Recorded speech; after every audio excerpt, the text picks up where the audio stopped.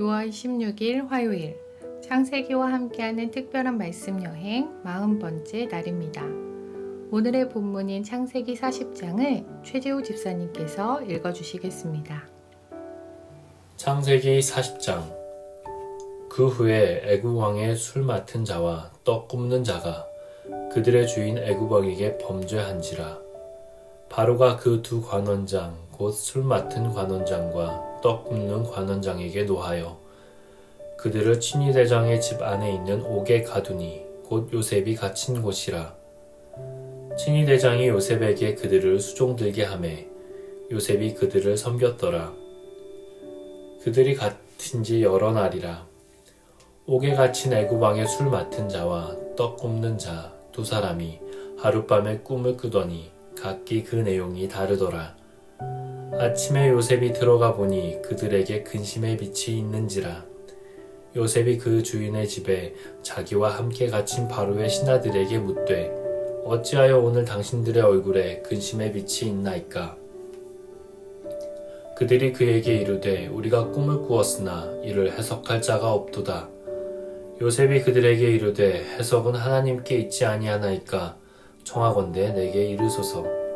술 맡은 관원장이 그의 꿈을 요셉에게 말하되 이르되 내가 꿈에 보니 내 앞에 포도나무가 있는데 그 나무에 세 가지가 있고 싹이 나서 꽃이 피고 포도송이가 익었고 내 손에 바로의 잔이 있기로 내가 포도를 따서 그 즙을 바로의 잔에 짜서 그 잔을 바로의 손에 들였노라. 요셉이 그에게 이르되 그 해석이 이러하니 세 가지는 사흘이라. 지금부터 사흘 안에 바로가 당신의 머리를 들고 당신의 전직을 회복시키리니 당신이 그 전에 술 맡은 자가 되었을 때에 하던 것 같이 바로의 잔을 그의 손에 드리게 되리이다. 당신이 잘 되시거든 나를 생각하고 내게 은혜를 베풀어서 내 사정을 바로에게 아뢰어 이 집에서 나를 건져주소서. 나는 히브리 땅에서 끌려온 자요 여기서도 옥에 갇힐 일을 행하지 아니하였나이다. 떡 굽는 관원장이 그 해석이 좋은 것을 보고 요셉에게 이르되 나도 꿈에 보니 흰 떡 세 광주리가 내 머리에 있고 맨 윗 광주리에 바로를 위하여 만든 각종 구운 음식이 있는데 새들이 내 머리의 광주리에서 그것을 먹더라. 요셉이 대답하여 이르되 그 해석은 이러하니 새 광주리는 사흘이라. 지금부터 사흘 안에 바로가 당신의 머리를 들고 당신을 나무에 달리니 새들이 당신의 고기를 뜯어 먹으리이다 하더니 제3일은 바로의 생일이라. 바로가 그의 모든 신하를 위하여 잔치를 베풀 때에 술 맡은 관원장과 떡 굽는 관원장에게 그의 신하들 중에 머리를 들게 하니라. 바로의 술 맡은 관원장은 전직을 회복하매 그가 잔을 바로의 손에 받들어 드렸고 떡 굽는 관원장은 매달리니 요셉이 그들에게 해석함같이 되었으니 술 맡은 관원장이 요셉을 기억하지 못하고 그를 잊었더라. 아멘.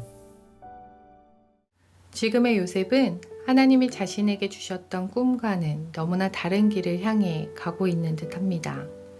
이스마엘 상인에게 팔려 보디발의 집에서 종으로 살다가 누명을 쓰고 지금은 옥에 갇혀있는 신세가 되었습니다. 오늘 본문에서는 감옥에서 술 맡은 관원장과 떡 굽는 관원장을 만나게 됩니다. 두 사람은 왕의 생명과 직결된 음식과 술을 책임지는 자들로 왕의 가장 가까운 곳에서 일하는 신복이었으며 그만큼 큰 권세를 지닌 자였습니다. 큰 권력을 가진 두 사람이 어떤 죄를 지었는지는 모르겠지만 보디발 장군의 감옥에 갇히게 되어 요셉은 이 둘의 시종을 들게 됩니다. 같은 날 두 사람은 특이한 꿈을 꾸고 안색이 좋지 못하였습니다.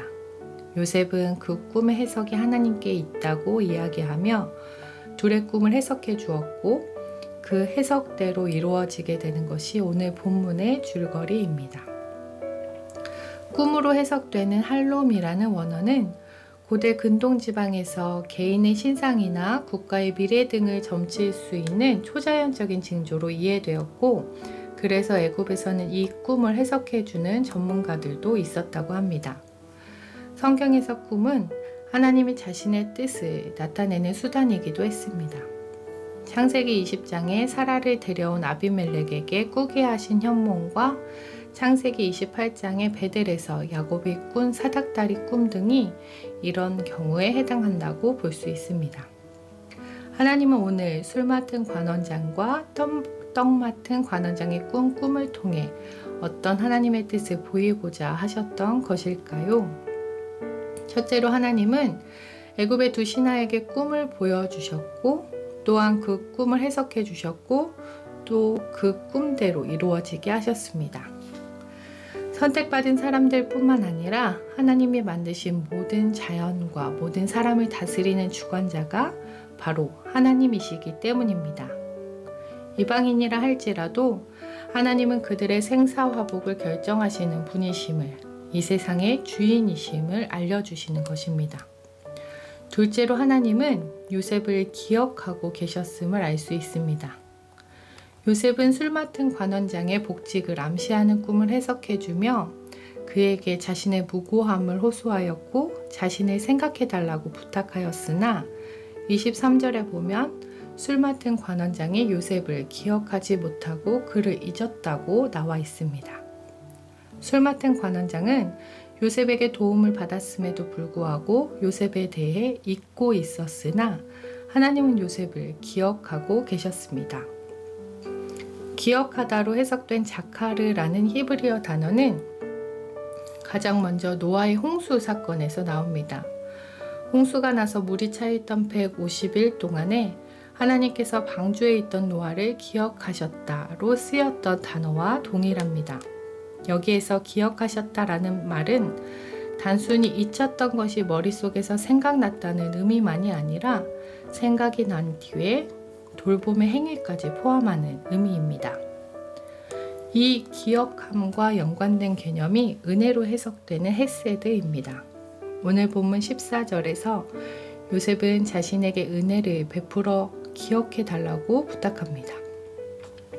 헤세드의 개념은 법률적 의무가 없는데도 불구하고 연민과 사랑의 마음에 매여서 그에 대한 선한 행동을 하지 않을 수 없다는 의미입니다.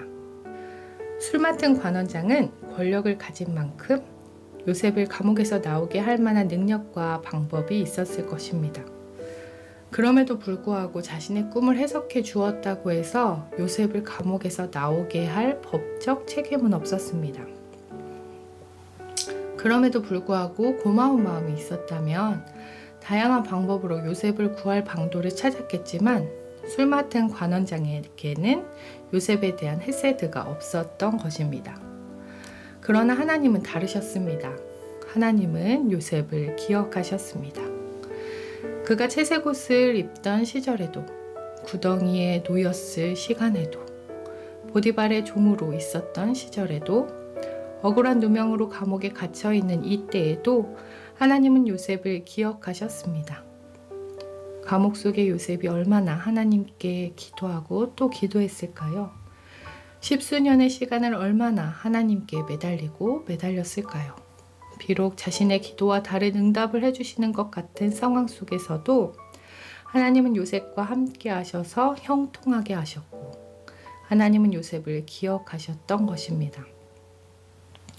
요셉에게 헤세드를 베푸시는 하나님께서, 요셉을 기억하시는 하나님께서, 요셉과 함께 하사 형통하게 하시는 하나님께서 우리에게도 동일한 헤세드를 베푸시는 하나님이십니다.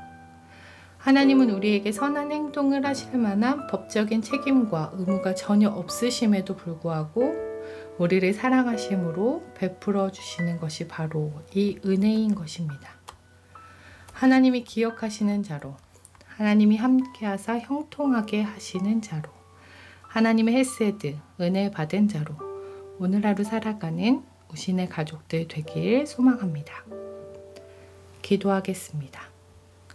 하나님, 감옥에 있던 요셉의 심정이 코로나라는 질병에 고통받고 있는 오늘날과 같습니다. 그러나 하나님, 그 감옥에 있던 요셉을 기억하시고 은혜를 베푸시며 하나님의 선하신 뜻을 이루어 가시는 하나님이 지금 우리와도 함께 하시며 우리를 향한 하나님의 뜻을 이루어 가실 것이라는 믿음과 소망으로 살아가게 하옵소서. 자격 없는 우리에게 은혜를 베풀어 주시는 예수님 이름으로 기도드립니다. 아멘. 함께 들으시는 찬송가는 292장 주 없이 살 수 없네입니다. 암울한 이 시기에 너무나도 감사한 것은 하나님이 우리와 함께 하시고 우리를 기억하고 계시다라는 사실입니다. 오늘 하루도 주 없이는 살 수 없음을 고백하며 나와 함께 하시는 하나님과 대화하고 교제해 보길 원합니다.